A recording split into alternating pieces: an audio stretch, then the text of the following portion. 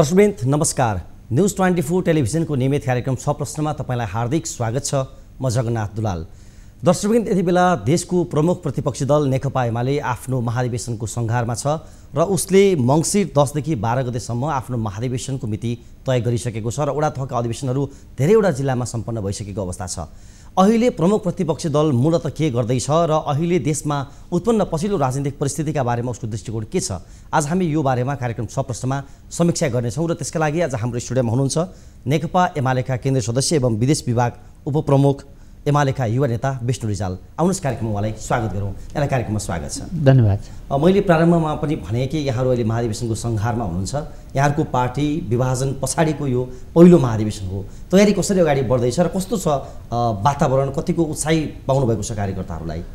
हामीले यसलाई दुईवटा कोणबाट अगाडि बढायौँ। पहिला हामीले पहिलोचोटि विधान महाधिवेशनका रूपमा नीति विधि र विचारको बहस सङ्गठनात्मक प्रश्नहरूलाई निरूपण गऱ्यौँ र यो हामीले नेतृत्व चयनका लागि राष्ट्रिय महाधिवेशन गर्दैछौँ। हाम्रो अनुभवले के बतायो भने एकैचोटि महाधिवेशन गर्दाखेरि विधानमा, सङ्गठनात्मक प्रश्नमा र विचारधारात्मक प्रश्नमा धेरै ध्यान नजाने, धेरैको ध्यान नेतृत्व चयनमा मात्र जाने, अर्थात् महाधिवेशन भनेकै नेतृत्व चयनका लागि हो भन्ने जुन मान्यता जस्तो थियो, त्यसबाट अलिकति पृथक रहेर पार्टीमा सैद्धान्तिक, वैचारिक, सङ्गठनात्मक विषयहरूमा विशद ढङ्गले छलफल गर्नुपर्छ र सही विचारधाराले नै पार्टीलाई सही रूपमा अगाडि बढाउने भएको हुनाले त्यसमा हाम्रो फोकस हुनुपर्छ भनेर हामीले असोजको 15 देखि 17 गतेसम्म ललितपुरको गोदावरीमा पहिलो विधान महाधिवेशन सम्पन्न गरिसकेका छौँ। र यो चितवनमा 10 देखि 12 मङ्सिरमा हुन गइरहेको हाम्रो 10औँ राष्ट्रिय महाधिवेशनले पार्टीको नेतृत्व चयन गर्नेछ। आगामी 5 वर्षका लागि पार्टीको केन्द्रीय कमिटीका सदस्य तथा पदाधिकारीहरूको निर्वाचन गर्नेछ। त्यसका लागि हामीले मूल व्यवस्थापन समिति र त्यस अन्तर्गत 15वटा उपसमितिहरू पनि बनाएका छौँ। हामी नारायणीको किनारमा विशाल जनसमुदायको उपस्थितिमा पार्टीको 10औँ राष्ट्रिय महाधिवेशनको उद्घाटन गर्नेछौँ। सौराहामा बन्द सत्र गर्नेछौँ। 1979 जना प्रतिनिधि देशभरिबाट कार्तिक 27 गते निर्वाचित भएर आउनुहुनेछ। हाम्रो पार्टीले हिजो मात्रै पार्टीको महाधिवेशन प्रतिनिधि चयनका लागि अन्तर्पार्टी निर्देशन, जसलाई हामी अपानी भन्छौँ, 14 जारी गरेको छ। बाँकी रहेका पालिका अधिवेशनहरू कार्तिक 25 गतेभित्र सकिसक्न यसअघि नै पार्टीले आन्तरिक निर्देशन जारी गरिसकेको छ। देशभरका सबै वडाहरूमा वडा अधिवेशनहरू सम्पन्न भइसकेको छ। यसरी हामी सङ्गठनात्मक, जनपरिचालन र राजनीतिक ढङ्गले महाधिवेशनको पूर्ण तयारीमा छौँ। देशभरमा हाम्रा नेता, कार्यकर्ता, समर्थक, शुभेच्छुकमा अपूर्व उत्साह र जागरण आएको छ। हामीले पार्टी सदस्य 7,28,000 जुन नवीकरण र नयाँ सदस्यता गरेर निर्माण गरेका छौँ।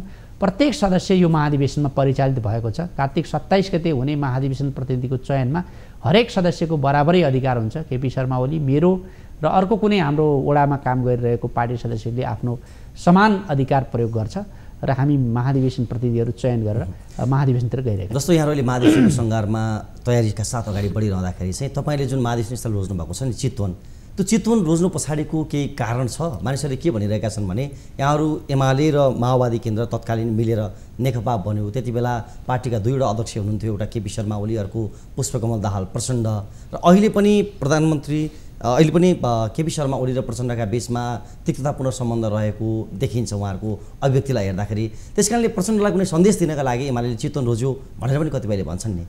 मैले पहिला पनि यस्तो प्रश्नको जवाफ दिइसकेको छु। सुन्दा मानिसहरूलाई तितो लाग्ला। हामी प्रचण्डलाई त्यति महत्त्व दिँदैनौँ जति तपाईँले महत्त्व दिएर प्रश्न सोध्नुभयो। एउटा राजनीतिक दलको नेताको हिसाबले आफ्नो उहाँको क्षेत्र छ, आफ्नो कार्यक्रम छ, आफ्नो पार्टी छ। हाम्रो यसमा भन्नु केही छैन। प्रचण्डलाई चुनौती सिर्जना गर्न नेकपा एमाले राष्ट्रिय तहको कार्यक्रम गरिरहनु पर्दैन। हाम्रा स्थानीय कमिटी, नेता, कार्यकर्ताहरू त्यसका लागि पर्याप्त हुनुहुन्छ। फेरि चितवन प्रचण्डको कुनै स्थायी क्षेत्र पनि होइन। पञ्चायतकालको पृष्ठभूमि हेर्नुहुन्छ भने तत्कालीन नेकपा माले जनपक्षीय उम्मेदवार उठाएर जागृत प्रसाद भेटवालले जित्दै आएर अहिले त सुरेन्द्र पाण्डे, कृष्णभक्त पोखरेल जस्ता हाम्रा नेताहरूले दुई-दुईचोटि जितिसक्नुभयो। पहिलोचोटि चितवनबाट प्रचण्डले चुनाव जित्नुभएको। त्यो पनि कसरी?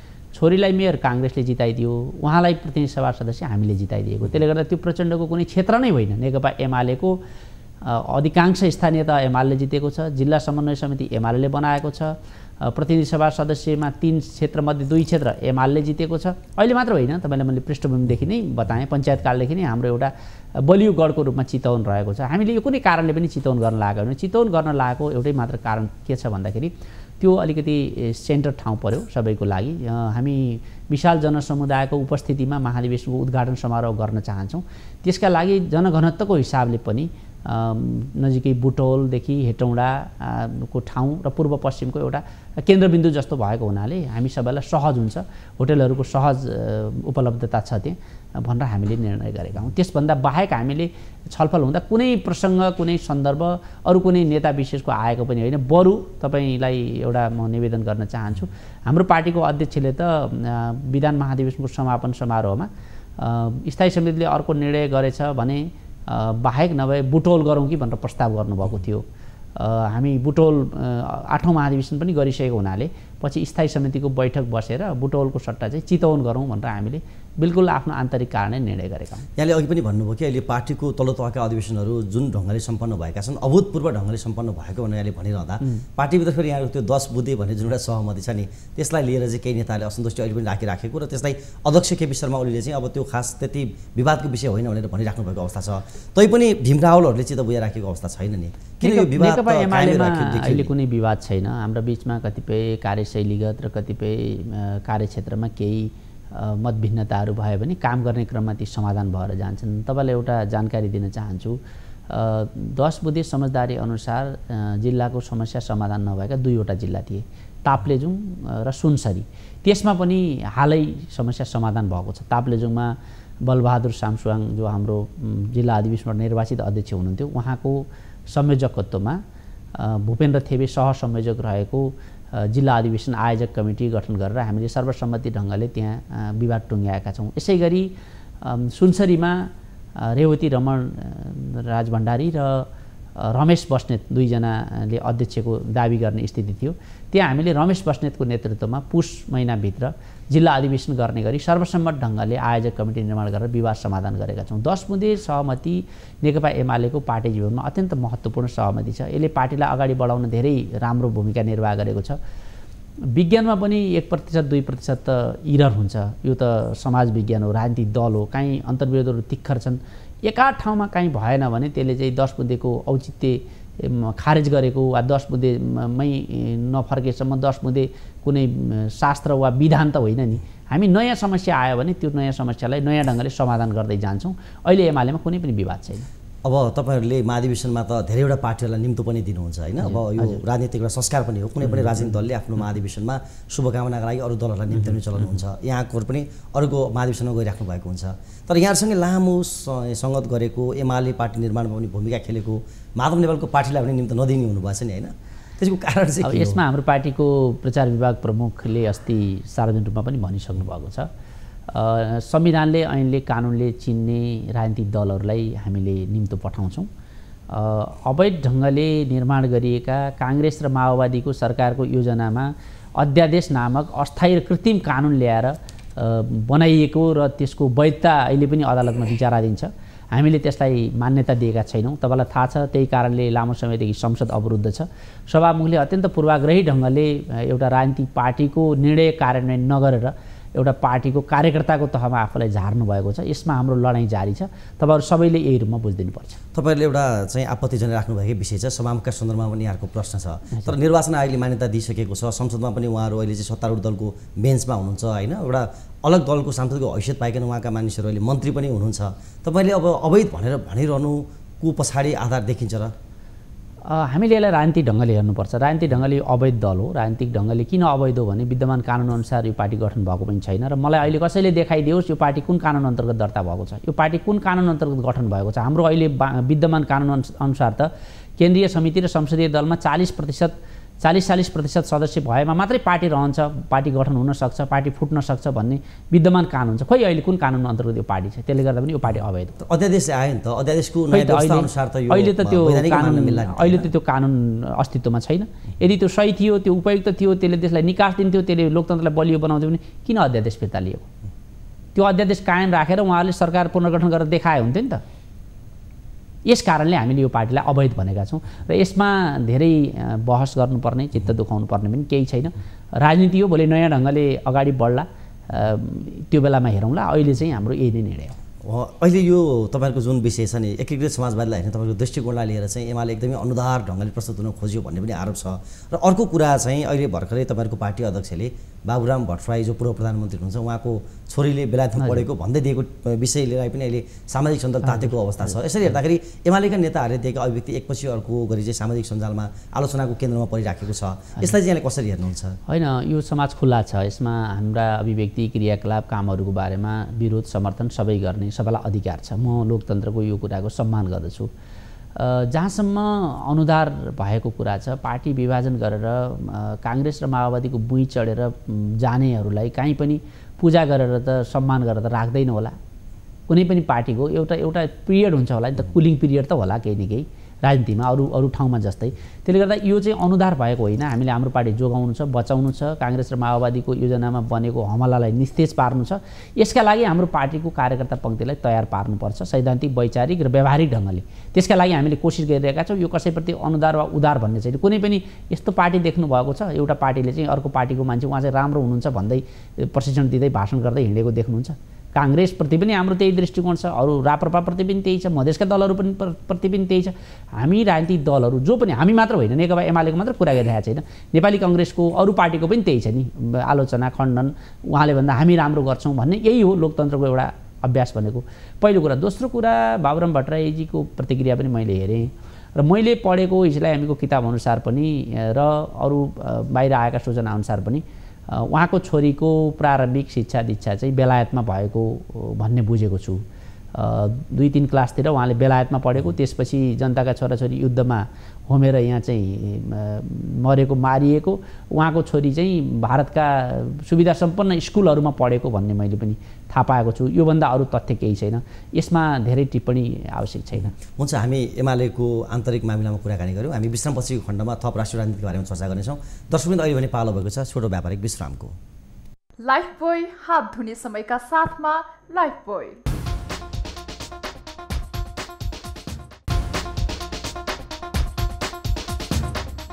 विश्रामपछि पुनः स्वागत छ दर्शकवृन्द। तपाईँ यति बेला न्युज 24 टेलिभिजनमा कार्यक्रम सप्रश्न हेर्दै हुनुहुन्छ र आजको सप्रश्नमा हामीसँग हुनुहुन्छ नेकपा एमालेका केन्द्रीय सदस्य एवं विदेश विभाग उपप्रमुख विष्णु रिजाल। विश्रामपछि यहाँलाई पुनः स्वागत छ। हामीले विश्राम अघिको खण्डमा मूलतः नेकपा एमालेको आन्तरिक राजनीतिका बारेमा केन्द्रित गरेर कुराकानी गऱ्यौँ। अब म राष्ट्रिय राजनीतिका बारेमा प्रवेश गर्न चाहन्छु। यति बेला तपाईँहरू प्रमुख प्रतिपक्षको बेन्चमा हुनुहुन्छ। संसद यहाँहरूको अवरोधका कारणले चल्न सकेन र अहिले त अधिवेशन अन्त्य भएको अवस्था छ। संसद चाहिँ यहाँहरू कहिलेबाट सञ्चालन गर्न दिनुहुन्छ? यो चाहिँ सरकार र सभामुखमा निर्भर छ। हामी प्रमुख प्रतिपक्षको ढङ्गले हामीले उठाएका मागहरूमा उहाँले जुन खालको व्यवस्था गर्नुभएको छ, जसरी संसदीय मूल्य मान्यता प्रतिकूल र संसदीय लोकतन्त्रको मर्म विपरीत हाम्रो निर्णय कार्यान्वयन नगर्ने र अमुक पार्टीको निर्देशनमा चल्ने काम सभामुखले गर्नुभएको छ। यसको जति छिटो उहाँले निकास दिनुहुन्छ, जति छिटो आफ्ना गलत अभ्यासहरू, क्रियाकलापहरू सच्याउनुहुन्छ, त्यति छिटो हामी संसदमा अवरोध। सभामुखले दिने निकास भनेको चाहिँ के हो? क्लियरली भनिदिनुहोस् न, आम जनताले पनि। हामीले 14 जना हाम्रा पार्टीका सदस्यहरूलाई पार्टीको व्हिप उल्लङ्घन गरेको, पार्टीको अनुशासन उल्लङ्घन गरेको अभियोगमा कानुनअनुसार, संविधानअनुसार सदस्यता खारेजीको लागि लेखेर जानकारी दियौँ। त्यसको छानबिन गर्ने वा गर्ने नगर्ने अधिकार सभामुखलाई छैन। त्यो सूचना टाँस्ने उहाँलाई संविधानले, कानुनले, नियमावलीले अधिकार दिएको छ। त्यो निर्णय कार्यान्वयन नभएर, जबकि हामीले पहिला नै निवेदन दिइसकेको, जानकारी दिइसकेको विषय कार्यान्वयन नभएर त्यसपछि अध्यादेश ल्याएर पार्टी फुटाउनको लागि आवश्यक सङ्ख्या पुर्याएर निर्वाचन आयोगबाट पार्टी फुटाइसकेपछि यो चाहिँ अब अर्को दल बनिसकेको हुनाले कार्यान्वयन गर्नु परेन भन्ने खालको जुन कृत्य र काइते काम उहाँले गर्नुभयो, यसको हामी सशक्त प्रतिवाद गर्छौँ। हामीले त्यति बेला पनि भनेका थियौँ, नेकपा एमालेलाई यसरी फुटाइएपछि पनि संसदको सबभन्दा ठुलो दल छ, राष्ट्रिय सभामा, प्रतिनिधि सभामा, प्रदेशहरूमा, देशव्यापी ढङ्गले स्थानीय तहमा, हामी यो मुद्दालाई यत्तिकै छोड्दैनौँ।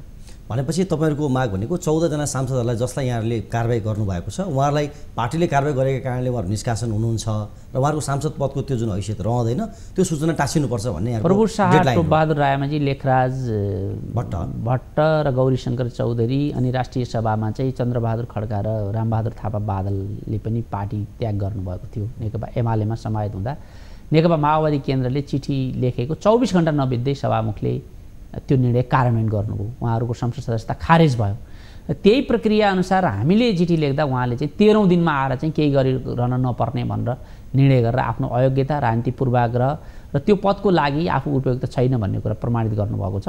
यस मानेमा उहाँले या त त्यो कदम सच्याउनुपर्छ या त आफ्नो पद त्याग गरेर आफूलाई माओवादी कार्यकर्ताको रूपमा मात्रै उहाँले स्थापित गर्नुपर्छ। सभामुखको हिसाबले उहाँको भूमिका सर्वथा बेइज्जतीमूलक छ। भनेपछि यहाँहरूको बटम लाइन के बुझ्यो भने अहिले जे गरिरहनु भएको छ सभामुखले, उहाँले सभामुखको मर्यादाभन्दा बाहिर माओवादी केन्द्रको कार्यकर्ताको रूपमा काम गरिरहनु भएको छ। त्यसकारणले उहाँसँग एउटा विकल्प भनेको यहाँले कारबाही गरेका सांसदहरूलाई कारबाहीको सूचना टास गर्ने र संसदलाई अगाडि बढाउने होइन भने उहाँ आफूले पनि राजीनामा दिनुपर्छ। अन्तिम बटम लाइन हो। त्यही बटम लाइन हो हाम्रो। यस विषयमा उहाँहरूसँग कुनै अरू संवाद वार्ता, उहाँले बोलाएका कथित बैठकहरू हाम्रो लागि मान्य छैनन्, ग्राह्य छैनन्। उहाँलाई संविधानले, कानुनले जुन अधिकार दिएको छ त्यो अधिकार प्रयोग गर्न उहाँ चुक्नु भएको छ। उहाँले एउटै विषयमा दोहोरो मापदण्ड अपनाउनु भएको छ र यो संसदीय लोकतन्त्रलाई विकृत बनाउने, दलहरू फेरि विभाजन गर्ने क्रम सुरु गर्ने एउटा अभियानको उहाँ चाहिँ मुख्य सारथी बन्नुभएको छ। र साथसाथै जे कारणले संसद हिजो विघटन भएको थियो, यो संसद चाहिँ को भित्रको गणितले देशलाई निकास दिँदैन, स्थायित्व दिँदैन भनेर संसद विघटन भएको थियो। सर्वोच्च अदालतले परामादेश मार्फत असंवैधानिक र अलोकतान्त्रिक प्रक्रियाबाट त्यो पुनर्स्थापित गरे पनि संसदले आफ्नो औचित्य गुमाएको पुष्टि भएको छ। यति लामो समयसम्म संसद सुचारू हुन सकेन, यति लामो समयसम्म संसदले कुनै कानुन पास गर्न सकेन, अध्यादेशबाट अहिले पनि मुलुक चलाउने क्रम अगाडि बढिरहेको छ। यो सबै राजनीतिक अभियानलाई हामी एउटा प्याकेजको रूपमा अगाडि बढाउँछौँ, जनताको बिचमा जान्छौँ र हामी शीघ्रभन्दा शीघ्र चाहिँ निर्वाचन चाहन्छौँ। तर कतिपयले चाहिँ एमालेमाथिबाट के आरोप लगाइरहेका छन् भने यो 14 सांसदको सूचना टास गर्ने कुरा चाहिँ एमाले बनाएको एउटा बहाना मात्रै हो। मूलतः एमाले आफूले दुई पटक सत्तामा रहँदाखेरि जुन विघटन सिफारिस गरेको थियो त्यो विघटनको औचित्य स्थापित गर्नका लागि पनि उसले बखेडा झिकिरहेछ भनेर पनि कतिपयले आरोप लगाउँछन्। हामीले अर्थमन्त्रीको ब्रिफ फोडेका छैनौँ, संसदका कुर्सी टेबल भाँचेका छैनौँ। हामीले एउटा लोकतान्त्रिक प्रक्रिया अन्तर्गत संसदमा जुन जनताको सार्वभौम अधिकार प्रयोग हुन्छ त्यसलाई प्रयोग गरेका छौँ। अब विपक्षी दल भएको हुनाले विपक्षी दलले उठाएका कुराहरूको बारेमा चाहिँ चासो राख्ने, संवाद गर्ने, विपक्षी दललाई मनाउने त सत्तापक्षको काम हो नि। संसद त सत्तापक्षले चलाउने हो, विपक्षीले होइन। यो त स्थापित मान्यता छ, विपक्षीले त आफ्नो विषयहरू उठाउँछ। हामीले उठाएको कुरा गलत छ, कानुन सम्मत छैन, संविधान सम्मत छैन भने हामीलाई भन्नु पर्यो र नजिर दुईटा राखेर हेरौँ। माओवादी केन्द्र छोडेर एमालेमा समाहित हुनुभएका सांसदहरूको र नेकपा एमालेबाट बाहिरिएर अर्को पार्टी बनाएका सांसदहरूको प्रक्रियामा कहाँनिर मत भिन्नता छ, कहाँनिर चाहिँ भिन्नता छ त्यो देखाइदिनु पर्यो, नभए यो कुरालाई हामी यतिकै छोड्दैनौँ। प्रधानमन्त्री शेरबहादुर देउवाले दूतका रूपमा अहिलेका सञ्चार मन्त्री ज्ञानेन्द्रबहादुर कार्कीलाई 2 पटक बालकोट पठाइसक्नु भएको भन्ने खबरहरू बाहिर आएका छन्। संवादको प्रक्रियामा सरकारले प्रयास गरिराखेको रहेछ नि, होइन? हामीलाई सरकारसँग कुनै व्यक्तिगत वा पार्टीगत ढङ्गले लिनु दिनु छैन। हामीले कुनै सत्ता साझेदारी मागेका छैनौँ, नियुक्तिहरूमा भागभण्डा मागेका छैनौँ। एउटा प्रक्रिया अनुसार अगाडि बढ्दै हामीलाई पुग्छ। त्यसका लागि हामीसँग वार्ता संवादै पनि नगरे हुन्छ। हामीले जे कुरा उठाएका छौँ संविधान सम्मत छ, कानुन सम्मत छ, संसदको नियमावली सम्मत छ, नेपालको संसदीय प्रक्रिया सम्मत छ र हाम्रा आफ्नै विगतका अभ्यासहरू सम्मत छ। त्यति कुरा गरिदिएपछि कसैले कष्टै गर्नु पर्दैन। नेकपा एमाले एउटा जिम्मेवार राजनीतिक दल हो, सरकारमा हुँदा एउटा, प्रतिपक्षमा हुँदा अर्को कुरा गर्दैन। हामीलाई चाहे घाटा होस् नाफा होस्, हामी राष्ट्रिय हितहरूमा एक ठाउँमा उभिनका लागि तयार छौँ। अहिले अब ज्वलन्त मुद्दाको रूपमा सर्वोच्च अदालतको विषय उठिराखेको छ। सर्वोच्च अदालतका न्यायाधीशहरूले प्रधान न्यायाधीशले तोकेको बेन्च बहिष्कार गर्दै आउनुभएको छ। नेपाल बार एसोसिएसनले पनि आन्दोलनका कार्यक्रमहरू घोषणा गरिराखेको छ र एक प्रकारले भन्दाखेरि न्यायालयमा यो प्रकारको आन्दोलन भनेको एउटा ठुलो विद्रोहको रूप हो। यसलाई सामान्य मान्न सक्ने परिस्थिति छैन। तर यसलाई पनि एउटा राजनीतिक दलहरूको यसमा चासो हुनुपर्ने, दलहरू बोलेनन् भनेर मानिसहरूले टिप्पणी गरिरहँदा प्रमुख प्रतिपक्षी दल यो मुलुकको नेकपा एमालेको पोजिसन चाहिँ अहिले न्यायालयका सन्दर्भमा उठेका प्रश्नका बारेमा के हो? पहिलो कुरा, यो अहिले सर्वोच्चमा जुन अस्तव्यस्तता सिर्जना भएको छ, यो असार 28मा असंवैधानिक र अलोकतान्त्रिक ढङ्गले परमादेश दिने बेलामा जुन सेटिङ भएको थियो त्यो सेटिङमा कुराकानी नमिलेर भएको हो जस्तो मलाई लाग्छ। अहिले किन समस्या आयो सर्वोच्च अदालतमा? असार 28को असंवैधानिक र अलोकतान्त्रिक निर्णयपछि, परमादेशपछि अर्को कुनै निर्णय भएर विवादमा आएको त होइन अदालत। त्यो फैसला गरे बापत कसैले मन्त्रीमा भागभण्डा माग्नुभएछ, कसैले पदक माग्नुभएछ, कसैले विदेश भ्रमणको सिफारिस माग्नुभएछ। आखिर त्यो कुरा त यो 3-4 महिनाको क्रममा छताछुल्लो भएको छ। यदि सर्वोच्च अदालतले सुधार गर्ने हो, नेपालको संविधान डिरेल बनाएको छ जुन अदालतले चाहिँ व्याख्याबाट, त्यसलाई चाहिँ सही ठाउँमा ल्याउने हो र लोकतान्त्रिक प्रणालीलाई बहाल गर्ने हो भने त्यो फैसला दिने 5 जना न्यायाधीशहरूले छोड्नुपर्छ। त्यो संवैधानिक बेन्चबाट जुन संविधानको अपव्याख्या भएको छ त्यसलाई सच्याउनुपर्छ। त्यसका लागि त्यो बेन्चमा भएको कुनै एकजना न्यायाधीश होइन, 5 जना न्यायाधीशहरू बराबर जिम्मेवार छन् भन्ने हामीलाई लाग्छ। भनेपछि अहिले न्यायालयभित्रका 13-14 न्यायाधीशहरूले एकातिर उभिएर प्रधान न्यायाधीश ललितशमशेर राणाको राजीनामा मागिरहँदा यो मुलुकको प्रमुख प्रतिपक्षी दल नेकपा एमाले भन्दैछ यो अहिले भइराखेको घटनाक्रमको चाहिँ सुरुवात भनेको त्यो परमादेश हो, त्यसकारणले त्यो फैसला गर्ने सबै न्यायाधीशले राजीनामा गर्नुपर्छ भन्ने यहाँको अडान हो। किनभने विवाद कसरी आएर अहिलेको यो सबै अस्तव्यस्तताको कारण के हो भन्दा त असार 28 को फैसला हो, त्यसबाट यस्तै अदालत विवादित भएको छ। हामीले मानिरहेका छैनौँ, अरूले मानिरहेका छैनन्, यो संविधान सम्मत भएन भन्ने कुरा उठिरहेको छ भने त विवाद त भयो। यदि त्यसो हो र त्यसबाट आएको हो भने त्यो फैसला गर्ने, त्यो फैसला गरे बापत राजनीतिक भागबण्डा माग्ने, पदक थाप्ने 5 जना न्यायाधीशले राजीनामा दिनुपर्छ। अहिले अब यो बेन्चै बहिष्कार गरेर हुनसक्छ कुनै प्रधान न्यायाधीशसँग न्यायाधीशहरूको असहमति हुनसक्छ, उहाँसँग बेन्च सेयर गर्दिनँ भन्ने कुरा उहाँले पाउनुहुन्छ होला स्वाभाविक रूपमा, तर म अब मुद्दै हेर्दिनँ भन्ने कुरालाई चाहिँ कसरी हेर्नुहुन्छ तपाईँहरू? मैले त यो अधिकार न्यायाधीशलाई कतै दिएको छ जस्तो लाग्दैन। कुनै कानुनले संविधानले न्यायाधीशलाई चाहिँ यसरी ट्रेड युनियन जस्तो हडताल गर्ने, सर्वोच्च अदालतमा चाहिँ मुद्दा हेर्दिन भन्ने यो सुविधा दिएको छ जस्तो मलाई लाग्दैन। यदि उहाँहरूलाई मुद्दा नहेरेर हडताल गरेर समस्या समाधान हुन्छ भने उहाँहरूले राजीनामा दिएर न्यायाधीश समाज भन्ने पूर्व न्यायाधीशहरूको समूह छ त्यसमा सहभागी भए हुन्छ। सुशीला कार्की, कल्याण श्रेष्ठहरू जस्तै नागरिक समाजको अगुवाको हिसाबले उहाँहरू आन्दोलनमा आएर सर्वोच्च अदालत अथवा न्याय प्रणाली सुधारे हुन्छ। सर्वोच्च अदालतको माननीय न्यायाधीशको पदमा बसेर ट्रेड युनियनले जस्तो हडताल गर्ने अधिकार मैले चाहिँ देखेको छैन। अब अरूले कानुन पालना गर्नुपर्ने, उहाँहरूको फैसला अरूले मान्नुपर्ने, उहाँहरूले कानुनमा नभएको अधिकार प्रयोग गर्नुपर्ने, अनाधिकृत ढङ्गले यस्तो गर्नुपर्ने त यो त पाइन्छ जस्तो मलाई लाग्दैन। अब यसको निकास चाहिँ के देख्नुहुन्छ? जस्तो अब प्रधान न्यायाधीश राजीनामा दिने मुडमा हुनुहुन्न, अब कसरी राजीनामा माग्दैमा म राजीनामा दिन्न भन्ने उहाँले भनि नै सक्नु भएको छ अन्तर्वार्ताहरूमा पनि, र अरू न्यायाधीशहरू उहाँले राजीनामा नदिकन अब हामी बेन्च जाँदैनौँ भनिराख्नु भएको स्थिति छ। बारले एउटा पोजिसन बनाइराखेको अवस्था छ। अहिले प्रधान न्यायाधीशलाई उहाँले गरेको माग अनुसार हटाउने हो भने दुईवटै विकल्प, कि उहाँले राजीनामा गर्नु पऱ्यो कि संसद खोल्दा महाभियोग लगाउनु पऱ्यो। त्यसमा महाभियोगको सन्दर्भमा दलहरू प्रवेशै गरेका छैनन्, संसदको अधिवेशन चाहिँ बन्द भएको अवस्था छ। यसरी हेर्दा त न्यायालयको अस्तव्यस्तता त लामो समय रहने पनि होइन, यो तपाईँहरूको चिन्ताको विषय होला नि। यसमा सत्तारूढ गठबन्धनको राजनीतिक स्वार्थले काम गरेको छ। उहाँहरू यो प्रधान न्यायाधीशमाथि दबाब दिएर या त बाँकी रहेका अदालतमा विचाराधीन मुद्दाहरू आफ्नो पक्षमा फैसला गराउन चाहनुहुन्छ, या अहिलेको प्रधान न्यायाधीशलाई हटाएर असार 28 को परमादेशको बेला नै जे सहमति भएको छ भनेर सुनिँदैछ अर्को न्यायाधीशलाई प्रधान न्यायाधीश बनाएर बाँकी जम्मै कामहरू आफ्नो पक्षमा गर्ने र न्यायालय कब्जामा राख्ने उहाँहरूको अभियान अगाडि छ, या त त्यो गर्न चाहनुहुन्छ। होइन भने सत्तारूढ गठबन्धनले भन्नु पर्यो, उहाँहरूले महाभियोग ल्याउन खोज्नु भएको हो, त्यसमा प्रष्ट भन्नु पर्यो। होइन, उहाँहरूले आफ्नो पोजिसन क्लियर गर्नु पर्यो। किनभने अहिले यो अदालतमा चाहिँ अस्तव्यस्तता सिर्जना गर्ने, अराजकता निम्त्याउनमा चाहिँ सत्तारूढ दल निकट, कानुन व्यवसायी, उसको बाहुल्य रहेको बार एसोसिएसन, सत्तारूढ गठबन्धनसँग निकट बुद्धिजीवी हरू नै यसमा क्रियाशील भएको देख्छु। त्यसले गर्दा पहिला चाहिँ उहाँहरूले आफ्नो पोजिसन क्लियर गर्नु पर्यो कि उहाँहरू के चाहनुहुन्छ। नेकपा एमाले त्यसपछि मात्रै त्यो लहरमा काङ्ग्रेस निकट मात्रै होइन कि एमाले निकट कानुन व्यवसायी पनि जोडतोडसँग लागेको देखिन्छ नि। यो चाहिँ अब व्यक्तिगत ढङ्गले कसैले लाग्नु भएको छ भने त्यो उहाँहरूको स्वतन्त्रताको कुरा हो। नेकपा एमाले अहिले प्रधान न्यायाधीशलाई यसरी घेराबन्दी पारेर राजीनामा दिनुपर्ने मात्रै कुनै कारण देखेको छैन। मैले अघि पनि भने, दोहोऱ्याउन चाहन्छु, यदि न्यायालय सुधार गर्ने हो भने परमादेश दिने 5 जना न्यायाधीशलाई बिदा गर्नुपर्छ। हुन्छ, हामीहरू निर्धारित समय सकिसकेको छ। हाम्रो कार्यक्रममा आइदिनु भयो, आफ्ना महत्त्वपूर्ण विचारहरू राखिदिनु, मलाई धेरै धेरै धन्यवाद। तपाईँलाई पनि धेरै धेरै धन्यवाद। धन्यवाद।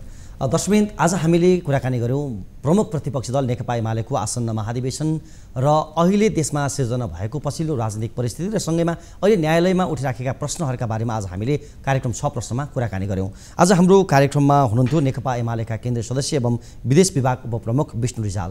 आजका मेरा अतिथि रिजाल सहित मलाई पनि बिदा दिनुहोस्। नमस्ते।